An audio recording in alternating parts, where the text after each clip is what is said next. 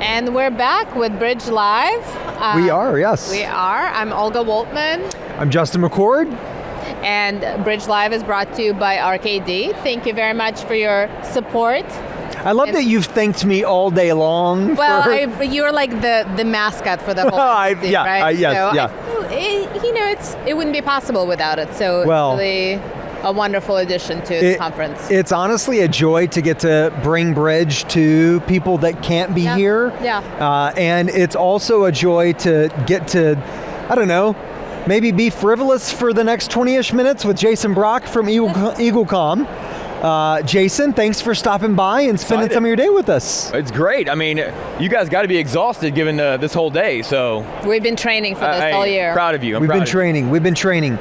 Okay, so here's where we want to start. Come on. Yes. DRTV and or TV in general. We feel like it's having a bit of a resurgence.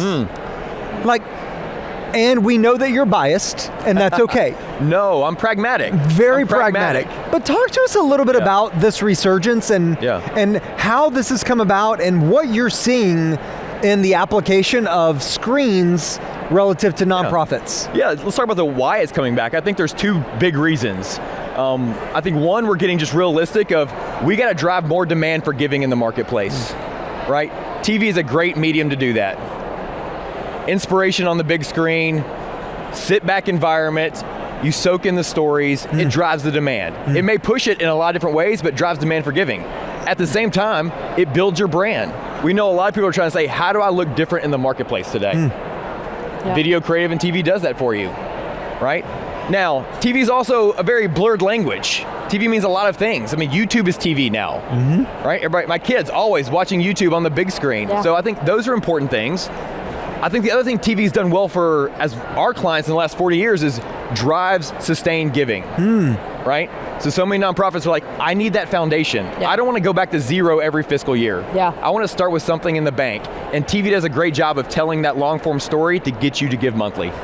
Yeah, so it's a broader definition. So it's not just you turn on your TV in your living room. It's on your devices. It's in different forms that it's being consumed. Which is good and bad. Great, it's broader forms, but it also means it's complicated to tell a story on performance, right? In our industry, we get a little romantic about our storytelling in terms of analytics.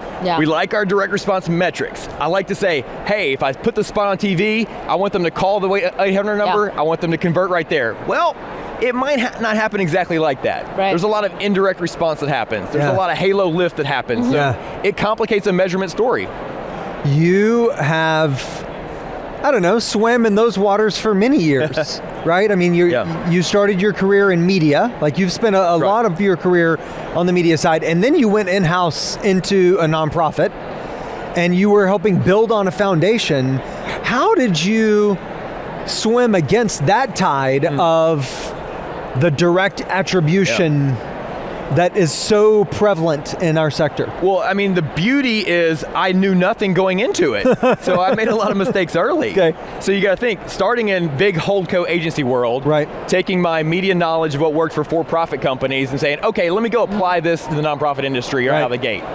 Well, that doesn't work because we're a whole different beast. So part of it for me was realizing it's not a plug and play system. As you think about giving, it doesn't follow the same framework as other tangible products and services. So one, it was relearning how to use media for me. Honestly, the first 2 years of my career, I was trying to kill DRTV. I was like, I don't understand this thing. Why is this working so well? And so it was 2 years of me pressure testing and say, can I kill this thing? And realize, oh no, this is driving my economics. This is driving everything else I'm doing. So for me, it was a lot of test and learn and a lot of failures that got me there. So earlier today, we were having a conversation about creativity and what works. So when it comes to TV, is it still Arms of an Angel with Sarah McLachlan, or what really performs? You know, this is, the creative conversations are the hardest conversations we have. And honestly, if I'm real honest with all of our friends here, creative reviews are the worst meetings for me. Because you're sitting in a room with a bunch of subjective opinions and everybody's all of a sudden an expert on the creative and how that makes them feel. We do have a bit of a tension point when we think about creative. On one side, we want to show stories of impact, hope, inspiration, right? Like feel-good stories. And that's great for a lot of brand building, but a lot of times that doesn't lead to dollars raised. Yeah. You got to really show, give me the need. Yeah. Show me the problem I'm solving. Right. Let me go deep on that. So it's a tension to manage, I would say, more than a problem to solve. Yeah. I had a creative director tell me one time, we were having a conversation about creative briefs. And he said, pass a sheet of paper around to everyone in the room. Put an apple in the middle of the table. Yeah. Give everyone a pencil and say, draw the apple. And his point was, it's the same thing whenever it comes to creative briefs. It's the same thing whenever it comes to creative feedback. You're going to get a lot of things that don't look like an apple. That's right. In that experiment or that exercise. And I do believe that, you're spot on in terms of creative review meetings can be exceptionally painful. They can also be inspiring if you have the right freedom and the space to explore. But you also have to, I think that you have to manage attention within yourself, because it's too easy for everyone to think that they are a creative director. Correct. Right? And balance your needs and your goals with the opportunity to explore what might work, even if I don't like it, so to speak. And we can have the best creative review meeting in the world, the best brief in the world. At the end of the day, our donors vote with their dollars and with their clicks and with the attention that we drive. Yeah. And so part of it is, you got to put it in the marketplace and see what happens. Yeah. So for me, it's more about, can we create a volume of creative, a suite of a bunch of different types of creative, different tonalities to your point, and let's see how the market's going to react. Yeah. And when it doesn't work, we have the ability to move fast. Yeah. And change it out. Right. Instead of spending, 45 days in a creative review process, let's see what the market has to say. Yeah. Does the medium work for all causes, or do some causes lend themselves more to this type of communication? That's a good question. I would say video-based storytelling is true for everyone. And if that's, I need to be on linear TV versus CTV versus YouTube, depending on the audience I'm going after, it changes.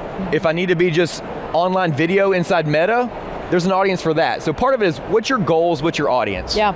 Right? For most of our nonprofits, where giving is kind of an age onset behavior and they're 65 plus. Here's the thing about linear TV. We talk about cord cutting, but I could argue linear TV has become the most targeted medium, right?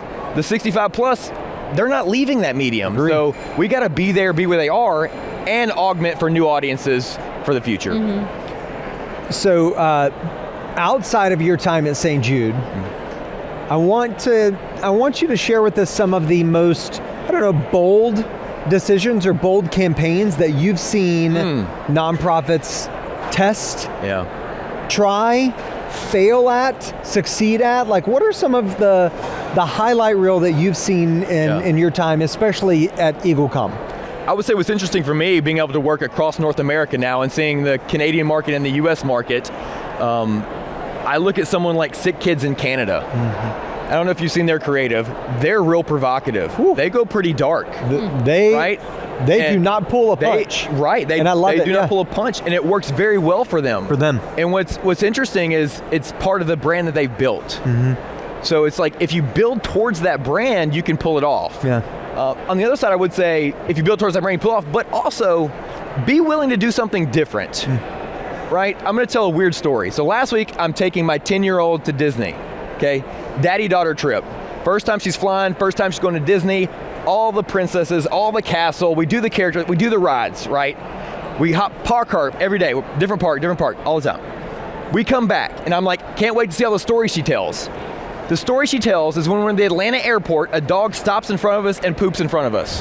Why does she tell that story? Because it was a disruption in pattern. Yeah. I'm like, all the dollars we spent, all the memories we made, that's the first story you tell. Why? It's a bit of a disruption in pattern. And it reminded me of where do we need to show up and just disrupt the pattern a little bit? You don't have to go so far tonality-wise like the kids, but disrupt your patterns every now and then just to see how the market responds.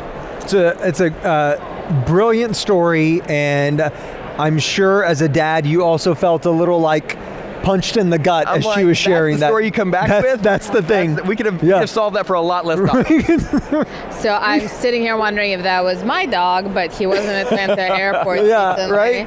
And compliments to you on surviving Disney trip with the 10-year-old princesses. What's your favorite princess? My favorite princess? Well, here's the thing. She actually doesn't like princesses. So she was more of like, let me go find Goofy and Pluto more Yeah. than princesses, which was interesting. Classic Disney. Yeah, and she is super type A. So she's like, she had the agenda, she had the schedule. Yeah. She's like, I'm not standing in lines. I'm like, we're at Disney, so I don't know how that's going to work for you. Right. But yeah, so it was a great time for But us. I'm going to press him a little bit on this point because on. I didn't ask your daughter's favorite princess. I asked for your favorite princess. My daughter's my favorite princess. Okay. That is the right answer. There we that go. was good. That is There we the go. right answer. Yes. Well done. Well yes. done. Now, Both if of them. I only have two, so let me back right. up and correct That's it. right. I got two of them. They're both That's right. If only they both had LinkedIn profiles and could see, Dad Exactly. sharing that Exactly. as a part of this. That's like the next frontier. Once your kids are on LinkedIn, it's, yeah. That's right, because you've now crossed over into that space to where Yeah. you've got one on LinkedIn. Both of them, both of I them. can't. Yeah, I can't Yeah. mentally go there. I really can't. So it's a Jason, this isn't your first Bridge. It's No. not. Talk to us about your kind of Bridge origin story and what role you feel like it best plays for the sector. Yeah. Honestly, I've spent more time at Bridge when I've been on the agency side than the nonprofit Sure. side. And what I found interesting in going to a bunch of conferences this year is they seem to fall in one of two camps. Either I'm going to over-index on talking about the challenges of the industry, donor decline. I'm going to bake us in a bunch of reality, and I'm going to talk about that. Or I'm going to go and say, listen, look at the new generation, they're so giving. And it's like this juxtaposition of these two conversations. What I like about this conference is it's meeting in the middle. It's defining reality and offering hope. And I think that's what we're supposed to do as leaders, is define reality and offer hope. And that's what I've seen, especially this session this year, right? I've seen more of that real conversation that's happening, both on stage and in the meeting rooms, right? It's not theater on stage and then some other conversation later. I'm seeing the conversations come together more than ever. And so that transparency and realness is what I love about this. You're also a participant in terms of having a booth presence. We are. And so talk to us a little bit about like the decision making around that in terms of how do you arrive at that? How do you approach building out a booth and engaging with folks and and I would say we're still figuring it out a little bit. Last year was the very first year we did a booth. Okay. And it was kind of like stripped down, just a presence, almost we'll call it a camp out spot. Okay. Hey, meet me here kind of thing. And realize that, listen, there's more potential on this. So this year we went a little bit bigger and said, okay, let's actually have a station set up where we're going to interview people. We're going to film some folks. And we've had a lot of people come up and just tell their own story, tell their own Bridge story, tell their fundraising story. And so that interaction piece surprised me. I thought no one would do it, right? This is where, as the leader, you're wrong a lot, right? Team's like, yes, people will do it. I'm like, no, they're not going to do that. And I've been so impressed by the people that are like willing to get on camera and say, this is what I love about the event this year. This is the challenges we're facing in fundraising, and this is what we're going to do about it. So that's awesome. Being able to meet people through that just medium has been amazing. Yeah. So you talked a little bit about hopefulness, which I think is important, and I think you're putting front and center not just fundraising as a strategy and donors, but fundraisers. So what gives you hope for the future of this as a profession, for the future of nonprofit and social good sector? There's a lot of very challenging circumstances for a lot of organizations. So what gives you that positive outlook? I'd say we have people with a lot of tenacity in this industry, right? A lot of people that have been in this game a long time and that have that staying power and tenacity. And if you have grit and tenacity, I'm going to bet on you in a lot of situations. I think the other thing is there's always this inherent just desire to do good. You get so many passionate people here, right? It's like, I am so in love with this cause, this mission, why aren't you? And so it's, how do we take that passion and say, okay, passion's great, but let's get pragmatic of our challenges. And I'm now seeing the flip of we're embracing the pragmatic challenges we have as an industry. So it's not blaming the economics, not blaming federal funding, not blaming external things we can't control, and saying, okay, how do we take back control of this industry? And it's that tenacity I'm seeing that's really sparked in the last year that gives me hope. I have to wonder if there's some of that is, we talk in the sector about the transfer of wealth. Within these walls, there is also a transfer of a new generation of leaders stepping in. That's right. And this is where I'm going to show my bias. I think that the next generation of leaders also understand what agency means in a different way. That you do have the ability to face something head on and not just be impacted by that thing. There Correct. are ways that you can approach tackling that issue that maybe those that came before you set you up to be able to do. And so I think that there's something that is building with this group here in that aspect. I love that. You know, we talk about innovating a lot, but we never talk about how we're innovating sometimes. And part of that is innovation requires investment and a level of risk. Yeah. And we've been a pretty risk-averse industry, and I'm seeing a pivot on that. New leaders you're talking about, they're willing to take a little bit more calculated risk. Yeah. Calculated being the key word. Sure. But calculated risk, and that's what we're gonna have to do. Yeah. We're investing in this thing, right? We're competing for attention across the board. Right. Let's be honest, there's no shortage of messages that are out there, content we're consuming. We're gonna see brokenness in our world every single day, and we're competing for attention, and we gotta just realize that and say, how can we take some risk to gain more attention? Yeah. What are some, we've heard a couple times throughout the day, what's old is new again. What are some unexpected strategies, tactics, as we're talking to the next generation of leaders? It's like, don't throw the baby out with the bathwater. Yeah. They're actually still effective, even if we don't necessarily love that they are. Right. You know, I think the tactics are effective, the measurement may not be. That's kind of where I'm at on that, right? It's a good distinction. That's the reality is we're probably gonna have to break down our measurement frameworks. Yeah. Even using the word direct response, like I said earlier, is challenging. Most of the response from TV is not direct. Yeah. It's indirect. And so we're gonna have to say, let's back off the spreadsheet I've used for the last 30 years where it was everything in a silo and I'm comparing programs and channels against each other and realize, hey, if I actually don't care which program or channel gets credit, can I maximize the overall? Right. So for me, it's reframing the reality of our measurement, not saying get rid of channel X or program Y, because you're probably gonna have to do it all, right? Right. That's the reality, is because we're trying to reach current audiences and new ones. You're probably gonna have to do it all, but how it plays out measurement-wise, that's different. What's the saying? What gets measured gets tracked? That's right. Yeah, and it's also maybe even a step prior to how we're measuring, because it's also how we're budgeting. Correct. And so when we think about some of the systemic challenges that we can overcome, maybe it's even rethinking how we budget so that it's not a direct mail budget item and a digital, which who even knows what in the world digital is at this point, line item, and then a TV line item. Like there is a whole different way to think about how we set up our strategy for investments that then can pivot to how we measure them in the end. It has to be fluid. We talk a lot right now of moving from funnels to flywheels, right? Instead of having siloed funnel X, here's my direct mail funnel, here's my email funnel, here's my digital funnel. Wait, it's all a flywheel if we connect it. Yeah. And if we can connect it to one single outcome, and we're flexible with our budgets, depending on where we need to push on that flywheel, we can create momentum. Yeah. Which, it's interesting you're mentioning budgets. I would even, prior to budgets, how we're structured. Yeah, structure matters too. Yeah. It does. Because if my goals are in conflict with your goals, I'm not going to be as supportive of your goals. Yeah, and that's why the funnels, the flywheels, we've created competing systems amongst the funnels. Right. Right? In TV world, we see a lot of, the media side is, hey, I'm trying to drive volume. And then once it lands on the website, no, I'm trying to drive average gift up. Okay, that's a competing system. Do you want to convert volume or do you want to raise the average gift? Yes. Let's get aligned across our teams on that. Right. Yes. Right. Yeah. How do you get that alignment?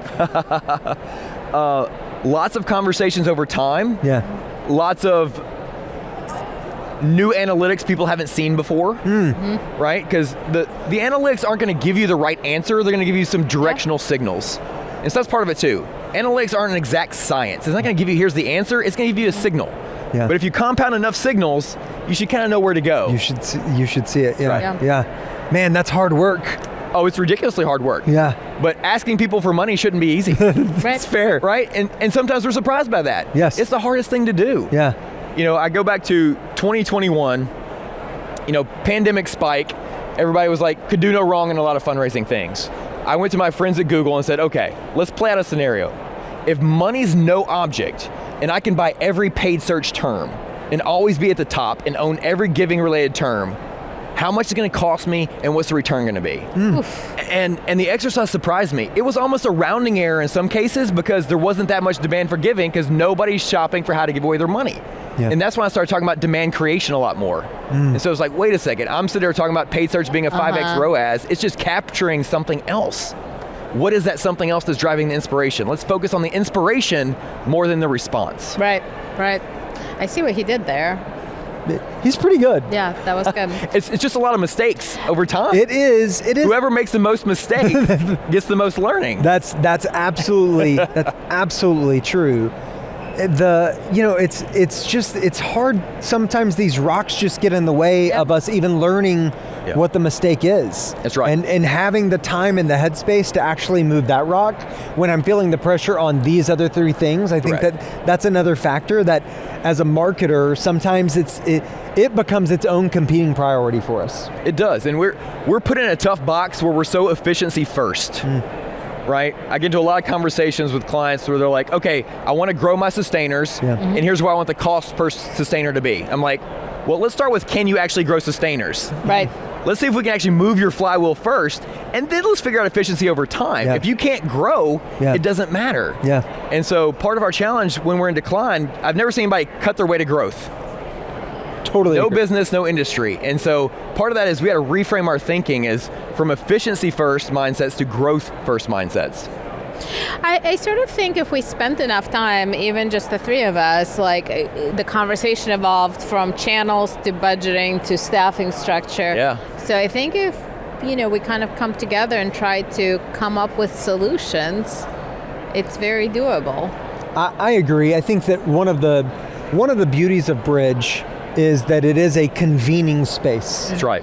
Just as much happens in the atrium as happens in the sessions, right? And sometimes the conversations that happen sitting at a table, over a coffee or sitting at places like this, they help drive or they help water a seed that's been planted that can fuel something, right? Yeah. It's a part of the beauty of it that, yes, being present in the sessions matters because the content matters, but being a part of the ecosystem arguably matters more. Agree. And you can't leave it here, right? That's the thing. We're going to have a lot of great conversations, but it's what we do next that matters. Yeah. And that's where leadership comes in. How do we take these smart conversations? How do we take these collaborations, actually move them into action and not just have an exciting moment or a great conversation or a reunion, right? Bridge is a reunion for a lot of us too, but it's so much bigger than that, to your point. Yeah. It's a jumping off space. Yeah. Well, they say what happens in the atrium stays in the atrium. What happens in the atrium stays. I don't know that that's true. No. So is it Vegas? Yeah. No, Maybe Vegas. That's a whole different thing. That's a whole different thing. That's a whole It's a different live stream. Yeah, it's after hours. Well, speaking of after hours, we're just about wrapping up. We have one more really exciting conversation coming up. We do. But for now, we'll take a little break. Yeah. So Jason, thank you for joining us on BridgeLIVE. Hope the rest of your Bridge experience is just as enjoyable as the last handful of minutes here. I mean, it's going to be hard to top this. It's going to be hard to top. It's going to be hard to top. Spread the word. Yeah. So Love it. We'll be back in just a few.